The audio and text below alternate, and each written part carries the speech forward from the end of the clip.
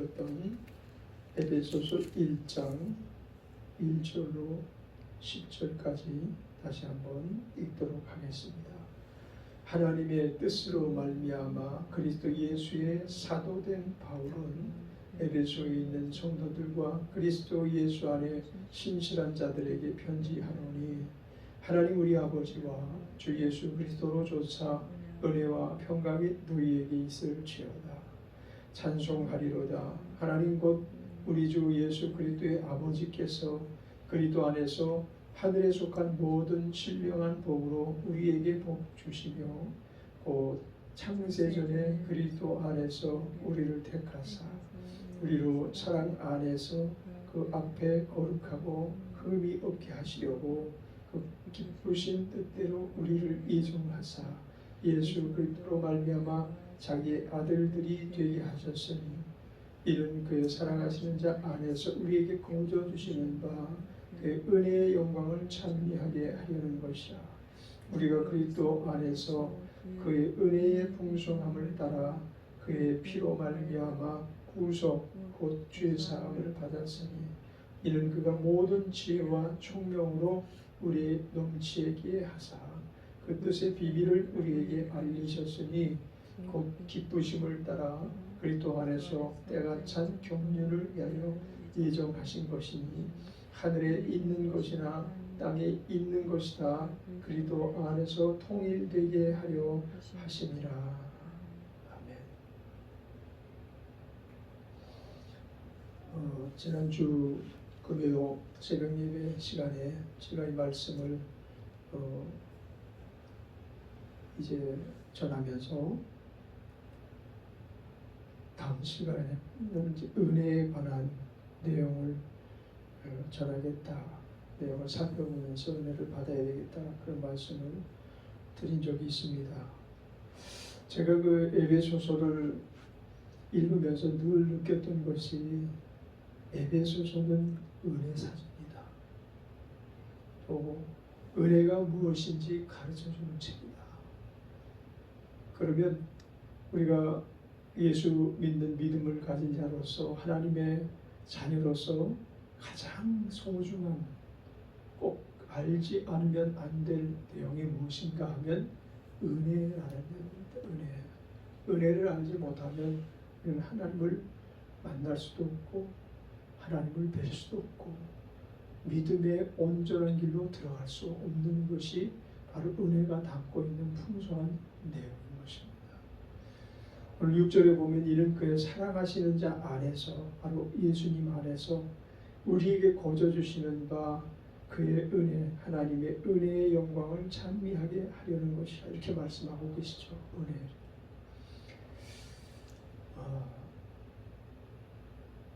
사람은 그 세상의 다른 어떤 피조물과 달리 좀 특징적으로 하나님께서, 예를 들어 짐승과는 좀 다르게, 같이 동물계에 속하긴 하지만 우리는 동물계로만 우리를 표현할 수 없는 구성 요소가 있는데, 그것이 바로 영성이죠. 우리에 있는 영성, 그 다음에 우리에 있는 품성이죠. 그리고 우리에 있는 인성, 이런 것들은 짐승들이 도무지 가질 수 없는 내용들이라고 말할 수가 있죠. 영성, 품성, 인성, 그 내용들이 내용을 달리하고 있는데, 영성은 하나님께로부터 우리가 지은 바 되었을 때에 어떻게 지어졌는가 하면, 하나님의 형상과 모양을 따라 우리가 사람을 만들고, 이렇게 말씀하셨거든요. 이렇게 형상과 모양을 따라 사람을 만들자라고 작정하신 거예요. 하나님의 형상을 그래서 우리 안에서도 비추기를 원하시는 거죠. 하나님의 모양을 우리 안에서도 비추기를 원하시는 거예요. 그럼에도 불구하고 하나님의 형상과 모양이 인간이 범죄함으로 인하여 많은 부분 상실되었어요. 그래서 우리는 이제 품성과 인성, 지성, 이성, 이런 것을 가지고 살아가고, 그러다가 이제 죄의 그 대가를 받았기 때문에 죄 지은 대가가 무엇이었는가 하면 우리가 너희가 선악을 알게 하는 나무 줄간을 먹으면 정령 죽으리라 하신 그 말씀대로 우리가 죽임을 당했는데 즉시로 죽임을 당한 건 아니고 우리의 인생의 연수가 끝나면 우리가 죽는 그런 형벌을 당했죠.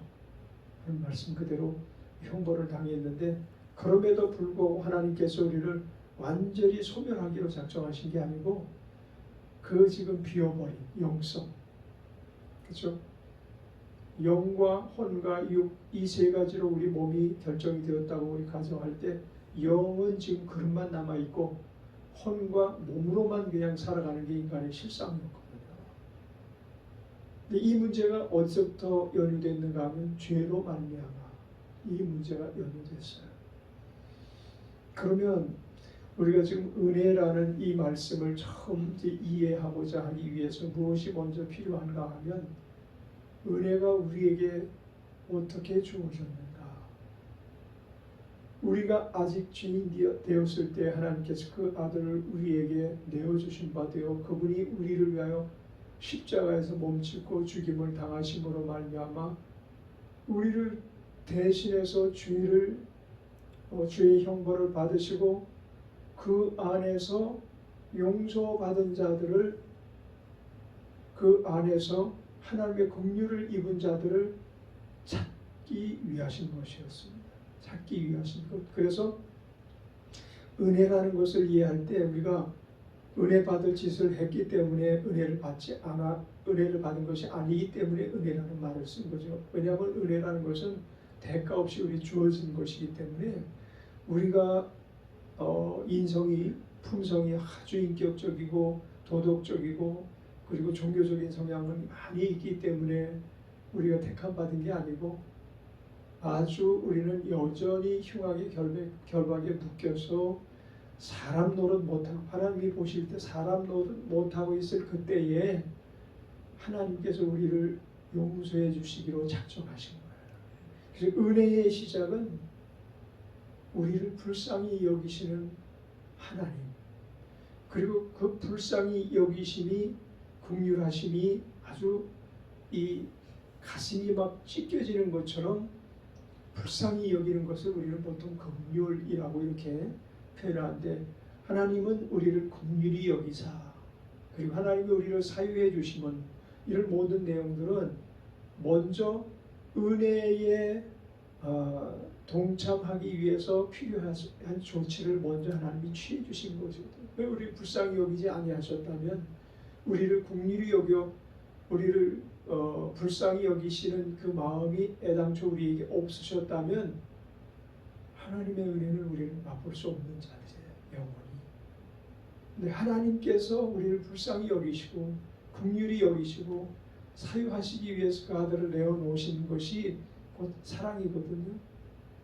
그래서 오늘 본문 우리가 읽은 10절에 보면 하늘에 있는 것이나 땅에 있는 것이 다 그리스도 안에서 통일되게 하려 하십니다. 이것이 은혜를 총칭하는 말이기도 해요.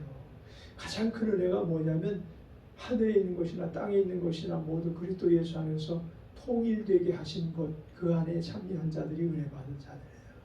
그러니까 하나님과 통일, 예수 그리스도와 한 마음, 하늘의 법이 땅에서도 이루어지게 되어진 역사, 그것이 은혜의 모든 아주 내용을 다 망라한 말씀 중에 한 부분이라고 볼 수가 있을 겁니다. 우리나라에 역대 이래로 아주 흉악한 살인자들이 있었어요. 아마 예수님 십자가 달리실 때 우편강도나 좌편강도보다 더 흉측한 범죄를 저질렀을지도 모르겠어요. 아마 대중에게 가장 큰 충격을 줬던 살인자는 누군가 하면 고재봉이라는 사람이에요. 군 생활에서 자기가 불편부당한 일을 겪었다고 앙심을 품고 자기 부대 최고 지휘관이었던 대대장을 제대한 다음에 찾아가서 도끼를 들고 찾아가서 그 사택에 들어가서 일가족을 몰살을 했죠. 도끼 만행이죠. 몰살을 했는데 알고 보니까 이분은 새로 부임해 온 대대장이었었어요. 대대장 일가가 모두가 다 고재봉과는 전혀 관계가 없이 그냥 무참하게 그냥 순식간에 죽임을 당한 거예요. 그래서 이제 결국 그 범죄가 발각이 되고 고재봉이 잡혔어요. 근데 왜 고재봉이가 우리나라에서 가장 흉측한 살인자임에도 불구하고 많은 사람들의 기억에 여전히 남아있는가 하면 그 개과천선을 했다는 거예요. 개과천선은 고재봉이가 하고 싶어서 하는 게 아니죠. 하나님께서 불쌍히 여기셔서 용서할 마음이 있으셨기에 그의 마음을 열어주시고 전도자들이 가는 복음을 듣고 예수 그리스도를 통해서 모든 죄 용서받고 나 같은 사람도 하나님 자녀가 될 수 있다고 확인한 결과 그는 그때로부터 아주 완전히 돌변한 삶을 살기 시작했어. 그가 자기가 저지른 죄와 그것을 용서해 준 그 내용을 늘 되뇌이면서 찬송을 부르면서 감옥에서 그 죄수들이 고재봉하면 눈을 빼먹는다고 가까이 오지도 않았던 그런 흉악한 범죄자였기 때문에 1급수였기 때문에 가까이 하지도 않던 그 사람이 전도를 받아서 개과천선하고 하나님 사랑한다고 하나님 찬양하고 거기에 이제 부족함을 느끼고 그가 내가 만난 예수, 내가 만난 하나님을 저 흉악한 범죄자들에게 전하지 않고는 안 되겠다라는 마음을 품고 전도를 시작했어요. 그 감옥 안에서 전도를 시작해가 나중에 전도사라는 별명을 들었어요. 그 기간이 얼마인지는 알 수 없지만 수많은 사람이 고재봉으로 말미암아 하나님을 믿었다는 거죠. 그리고 이제 형장의 이슬로 이제 사라지게 되는데 사형당하기 전에 이제 소원을 물어봐요. 뭘 하고 싶느냐? 소원을 물어보니까 찬양 한 곡을 드리고 내가 죽기를 원한다. 그래서 찬양을 부르겠는데 하늘 가는 밝은 길 그 찬양을 부르고 그리고 이제 죽임을 당했죠. 그 사람의 영혼이 지금 어디 있을까요? 예수님께서 내가 오늘 나와 함께 나원에 있으리라 라고 그렇게 아주 돌발적인 그 우편강도가 요청한 그 일에 대하여 아주 즉시로 응답을 하셨잖아요. 하나님의 긍휼, 하나님의 사유하심, 하나님이 인생을 불쌍히 여기시는 것이 어느 정도인가를 알게 하는 사건이죠. 그래서 인간의 품성 안에, 인간의 인성 안에 가장 중요한 것이 하나님의 형상과 모양 안에서 우리에게 주어진 가장 좋은 것이 있는데 그게 뭐냐면 불쌍히 여기는 마음이에요. 사랑은 어디로부터 시작되는가 하면 불쌍히 여기는 마음으로부터 사랑이 시작된다고 볼 수 있어요. 왜냐하면 사랑하기 위해서는 상대방을 미워했던 그 마음이 사라져야 되거든요. 그 미워했던 마음을 없앨 수 있는 유일한 방법이 용서해 주는 거예요. 저 사람이 나를 향하여 못된 짓을 저질렀지라는 마음을 그것을 다 비워버리는 방법이 유일하게 한 가지인데 그게 용서할 때 주어지는 거거든요. 그 사람을 용서하지 않고서는 영원히 그를 사랑할 수 없는 거예요. 물론 그 사람이 나에게 범죄를 했는지 나에게 실수를 해서 억울한 일을 했는지 그것은 다 내 문제죠. 내가 오해할 수도 있어요. 그 사람은 그렇지 않은데도 불구하고 내가 지레짐작 저 사람이 나를 미워해 그렇게 생각할 수도 있거든요. 어쨌든 그와 같은 것도 저 사람을 불쌍히 여기는 마음이 생길 때 그때 그게 주어지는 거거든요. 그 사람이 불쌍히 여겨지는 마음이 없는 사람은 그래서 짐승 같은 사람이에요. 그 이후에도 강력범죄들이 우리나라에서 많이 있었죠. 또 지금도 아직 살아서 감옥에서 지금 그 많은 사람을 죽이고도 살아있는 사형수로 우리나라 사형 집행을 안 하는 나라이기 때문에 살아있는 사람 중에 대표적인 사람이 유영철이죠. 유영철이는 인간 살인범이었어요. 살인 기계였었어요. 사람 만나면 그냥 전혀 그 사람이 어떻든 불쌍히 여기지 않고 죽여버리고, 그리고 이춘삼인가요? 이춘재 화성살인 사건이 한국을 떠들썩하게 했잖아요. 그 사람도 사람 죽이는 것을 떡 먹듯 죽였어요. 23명인가 24명인가 죽였어요. 그들 중에는 정말 나이 많은 사람도 있고 또 아주 인생 꽃을 피워오지 못한 20대 또 고등학생도 있고 중학생도 있고, 왜 그런 일을 저지를 수 있었는가 하면 불쌍히 여기는 마음이 그에게는 조금도 없는 거예요. 짐승 같은 거예요. 원수마귀는 인간을 불쌍히 여기는 존재가 아니에요. 원수마귀는 여전히 우리를 도적질하고 죽이고 멸망시키려는 의도를 가지고 인간에게 접근해서 미혹하고 유혹해서 결국은 지옥으로 떨어져 버릴 수밖에 없도록 인간을 파탄의 지경으로 이끌어가는 거예요. 그는 사랑을 시행할 수 있는 존재가 아니에요.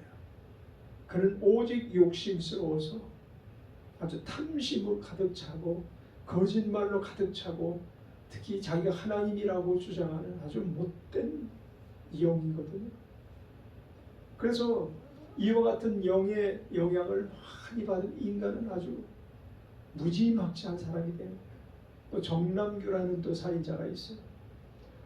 이 사람이 수많은 사람을 살인을 하는데 유형철이도 정면에서 사람을 죽이지 않았다고 해요. 뒤쫓아가지고 목을 조르고 죽이든지, 또 죽은 다음에 그 간음을 하고 못된 짓을 하고, 그러고선도 전혀 그 죽은 영혼에 대해서 불쌍히 여긴 마음 없이 잡혔을 때 좀 더 내가 이렇게 이 생활을 더 누리지 못해서 원통하다, 이런 얘기를 했는데, 정남규라는 사람은 사람을 이렇게 딱 불러가지고 보게 한 다음에 그가 막 질려서 두려워서 무서워서 말도 못하고 숨도 쉬지 못하는 그 모습을 보면서 자연스럽게 그 사람을 죽이고, 그걸 갖다 시신을 또 처리도 안 하고 그냥 내동댕이 치고, 그리고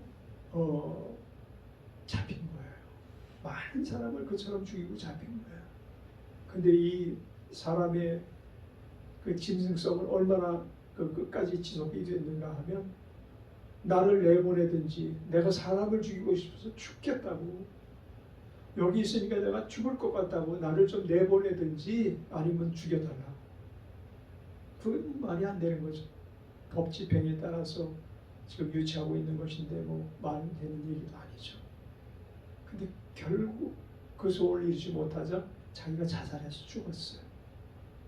그러니까 인간의 마음속에 상대방을 불쌍히 여기는 마음이 없다고 한다면 그 사람은 벌써 버림당한 거예요.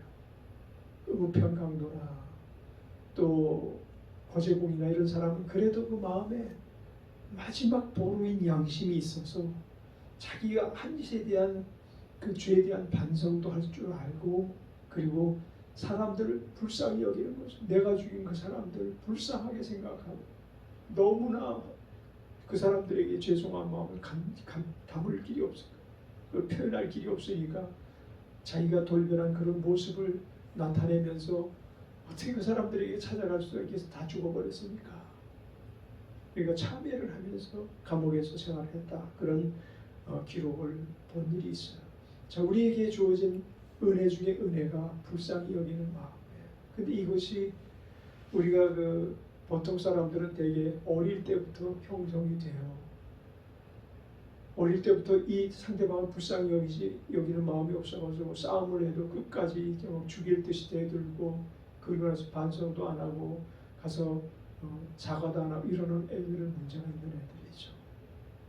하나님의 형상 중에서 빠져서는 안 될 부분이 그 부분이에요.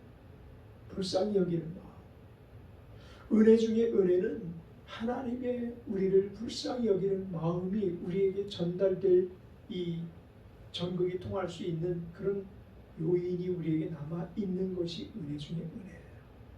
왜냐하면 사람은 태어나면서 구원받는 존재가 아니고 태어난 뒤에 구원받는 존재입니다.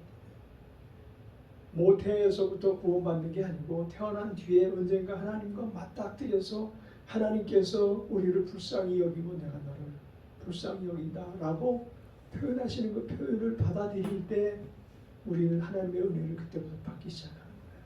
부모의 마음이 어때요? 자녀들이 막 힘들게 사는 것 보면 불쌍한 생각이 들잖아요. 그리고 뭔가 하려고 애를 쓰는 모습만 봐도 측은한 생각이 되고 불쌍히 여기는 마음이 있잖아요. 그래서 하나님께서 우리를 부유하게 하시기를 원하시고 풍성하게 하시기를 원하는 이유도 우리를 부모의 마음으로 불쌍히 여기셔서 가급적이면 고생하지 않고 가급적이면 세상에서 그 풍성한 은혜를 누리면서 부유함을 누리며 살기를 원하시죠. 그러나 그렇게 내버려두면 또 우리가 죄성과 독성과 악성이 또 드러내고 하나님을 모른다 할까봐 하나님께서 통제를 하실 분이에요. 그리고 사역 안에서 온몸을 불사르고 하나님 앞에 충성하기로 작정한 사람들에게는 아주 하나님이 자비가 이렇게 없을 수 있을까라고 생각할 정도로 그가 고난과 고통과 괴로움 가운데 방치를 해 놓으시는 부분을 우리는 발견하잖아요. 성경에 보면 그의 천국에서의 면류관이 예를 들어서 주기철 목사님이나 손양원 목사님이나 우리가 늘 우리의 그 선배로서 부끄럽게 여기지 않고 또 그들을 본받으려고 애쓰는 사람들의 모습을 보면 그들에게 어떤 풍성함이 있어서 끊임없이 신사참배 부정하느라고 옥에 갇혀서 매맞고 고통을 당하면서도 나의 하나님 나의 그리스도 나는 그분을 배반할 수 없다. 그러고 있다가 결국은 순교를 당하셨잖아요. 엊그저께 아주 정말 충격적인 뉴스가 전해졌어요. 어떤 목사가 그 자기 교회에 있는 소녀들을 강간했고 성추행했고 이런 혐의로 고발을 당했어요. 근데 그의 실태를 파악한 그 뉴스를 보니까 뉴스에 나오는 그 영상을 보니까 세계에서 10대밖에 없는 명품차가 거기 교회 앞에 버젓이 있고 대통령들 의전하는 큰 벤츠차 큰 거 있죠. 긴 거 백색 그것도 거기 딱 있고 그 거실로 딱 들어가 보니까 1억 이상 호가하는 시계 명품 시계가 진열되어 있는 진열장에 보니까 수를 알 수 없이 많이 세워놨어요. 그리고 그의 재산이 100억이 넘는다는 거예요. 이것은 완전히 짐승 같은 사람이지 그 사람이 목사라고 그러면서도 여전히 자기는 범행한 일이 없고 그들에게 대안학교를 제공해서 교육받게 해줬고 이런 이야기를 했다고 그러더라고요. 있을 수 없는 일이죠. 하나님의 은혜를 헛되이 받는 자들이죠. 헛되이 받은 자들이죠. 두려울진저 하나님의 은혜를 헛되이 받는 자들 이는 정말 세상에서 가장 불행하게 산 사람들이 되고 말 겁니다. 그래서 우리가 우리의 육신의 일을 위해서 배부름을 위해서 하나님을 빙자하여 산다면 그건 참 아주 비참한 인생이죠. 우리는 오직 은혜를 귀하게 여기면서 은혜를 헛되이 여기지 아니하면서 정말 하나님의 은혜가 아니면 어찌 나 같은 사람이 구속받을 수 있고 구원받을 수 있었을까라는 그와 같은 일을 늘 추워도 잊어서는 안 되는 것입니다. 이는 그의 사랑하시는 자 안에서 이 은혜는 어디서부터 시작됐는가 하면 하나님의 불쌍하심이 얼마나 크셨는가 하면 인간을 사랑하심이 불쌍함과 사랑함은 거의가 같은 안에 담겨있는 내용입니다. 불쌍함이 없으면 사랑할 수가 없어요. 사랑으로 발전할 수가 없어요. 인간도 그렇잖아요. 부부들도 오래 살다 보면 상대방이 불쌍히 여겨지는 그런 마음을 갖게 돼요. 그의 예를 들어서 남편이 그의 소년 쪽에 그의 유년기 시절의 꿈, 그의 또 청년 시절의 꿈 이런 것들을 왜 모르겠어요. 그런데 결혼해서 살다 보면 그 꿈이 많이 무산되면서도 그저 있는 것 감사하면서 살아가는 그 모습을 보면 사랑스러우기 전에 불쌍히 여기는 마음이 그에게 주어지는 거예요. 또 아내도 마찬가지죠. 남편의 그와 같은 성장기를 다 보고 저 사람이 어렸을 때 부유한 가정에 태어났든 아니면 못 사는 가정에 태어나서 고생을 했든 지금 최선을 다하고 가정을 이끌어가는 모습을 보면 사랑스러운 게 아니라니까요. 먼저 어떤 마음이 생겨요? 불쌍히 여기는 마음이 생기죠. 그러니까 용납하는 거예요. 그 용납하는 게 곧 사랑으로 발전해 가는 거죠. 그리고 10절에 우리가 마지막으로 읽었던 하늘에 있는 것이나 땅에 있는 것이 다 그리스도 안에서 통일되게 하려 합심하시니라. 그러니까 가정이 통일돼야 되는 거죠. 부부가 통일이 있어야 되고 부모와 자녀 간에 통일이 있어야 되고 교회에 통일이 있어야 돼요. 어떤 누구 안에서? 그리스도 안에서. 이것이 하나님의 가장 큰 은혜이다. 오늘 우리는 이 하나님의 큰 은혜가 하나님이 우리를 불쌍히 여기심으로부터 출발해서 그 아들 예수 그리스도를 내놓으시기까지 하시는 그 큰 사랑으로 발전했고 그 사랑을 힘입어 온 세계가 예수 안에서 하나 되는 과정으로 이끌어 나오신 성령님의 놀라우신 축복과 하나님의 뜻과 그리스도 예수 안에서 하나님이 끊임없이 계속 지속 발전되어야 하는 일익을 감당하는 자가 되어야 될 줄 믿습니다. 기도하겠습니다.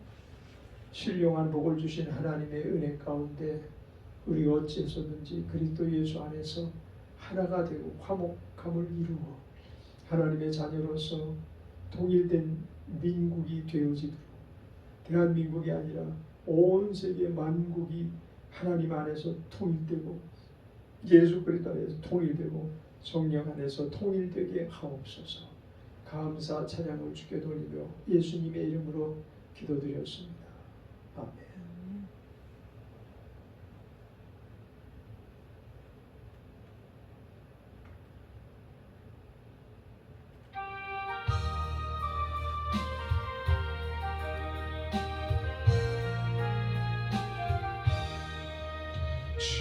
지금까지 지내온 것 주의 크신 은혜로 한이 없는 주의 사랑 어찌 말하랴. 자라되나 주의 손이 항상 살펴주시고 모든 일을 주 안에서 평통하게 하시네. 몸도 만도 연약하나 세임보다 살았네.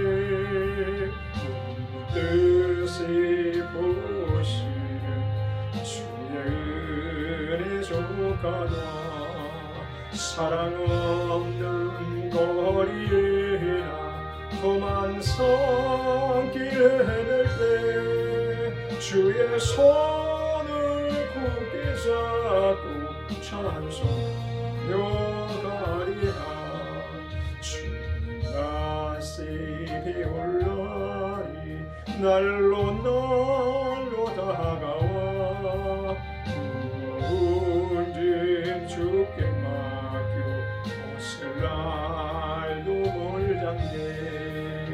나를 위해 예비하신 고향 집에 돌아가 아버지의 품 안에서 영원토록 살리라.